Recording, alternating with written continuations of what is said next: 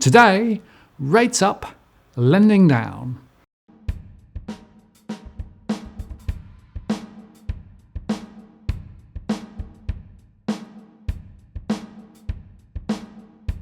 Hello again, I'm Martin North from Digital Finance Analytics. Welcome to our latest post covering finance and property news with a distinctively Australian flavour. Today we discuss more out-of-cycle rate rises after Westpac's move on Wednesday, and also data from the RBA and APRA covering lending in July. Together they drive another nail in the just a small blip school of property spruikers. And by the way, if you value the content we produce, please do consider joining our Patreon program where you can support our ability to continue to make great content. Here is the link, and it's also in the comments below. Now, Westpac has broken the dam. Others are following as expected. More will follow, especially perhaps late on a Friday afternoon. Both regional banks, Suncorp and Adelaide Bendigo Bank, said that the challenging market conditions had forced them to hike rates on variable rate mortgages across both owner-occupied and investor mortgage products by as much as 40 basis points. Suncorp said that rates on all variable rate home and small business loans will rise by 17 basis points and 10 basis points respectively from September the 14th. And Adelaide Bank says that rates on 8 products across its range of principal and interest-only owner-occupied and investor products will apply from September the 7th. Specifically, principal interest owner-occupied and investment variable loans will increase by 12 basis points, and interest-only occupied and residential investment loans will rise by 35 basis points and 40 basis points respectively, and interest-only investment loans settled before January the 1st will be increased by 12 basis points. Now let's be clear about what's happening here. Funding costs are indeed rising, as we show from the latest BBSW chart. And in addition, some of the smaller lenders are lifting some deposit rates to try and source funding. But the real story is that they're also running deep discounted rates to attract new borrowers, especially low-risk, low LVR loans, and are funding these by repricing the back book. So this is partially a story of mortgage prisoners and partially a desperate quest for any mortgage book growth that they can capture. Without it, bank profits are frankly cactus. And once again, customer loyalty is being penalised, not rewarded. Those who can shop around may save, but those who cannot, perhaps thanks to tighter lending standards or time or both. Next, the monthly RBA credit aggregates for July are out. Total credit for housing rose 0.2% in the month to $1.77 trillion, with owner-occupied credit up 0.5% to $1.18 trillion, and investment lending down 0.1% to $593 billion. Investment housing credit fell to 33.4% of the portfolio, and by the way, business credit stood at 32.5% of all lending. Interestingly, the RBA's seasonally adjusted number lifted credit growth from the non-adjusted set, but we're sceptical of these adjustments given the current abnormal conditions in the market, especially taking into account the APRA data today, which we'll discuss in a moment. That said, the trend tells the story, with the noisy monthly chart less easy to read than the annual chart.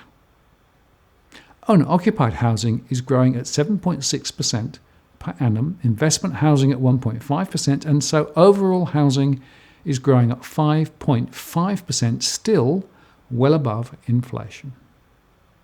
We also see some growth in the non-bank sector, and this month the RBA reported no switching between investment and owner-occupied loans. So overall, the credit tightening continues to bite and investors are at the sharp end.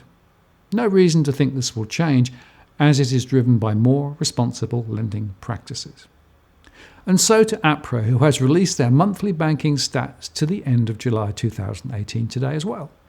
As expected from our survey data, gross investment mortgage lending balances fell last month and expect more ahead. Total loans outstanding for all residential property, that's owner-occupied and investment, rose by 0.24% to $1.64 trillion, which would translate to an annual rate of just 2.9%. Within that, lending for own occupation rose by 0.38% to $1.09 trillion, while lending for investment loans fell 0.25% to $547.4 billion. And so loans for investment purposes fell to 33.9%, the lowest for years. The monthly movements underscore the changes, and remember the August 2017 drop was a blip created by a loan reclassification at CBA from their residential books. The monthly portfolio movements by lender really tells the story, with investor loan balances at Westpac, CBA and ANZ all falling, while NAB grew just a tad.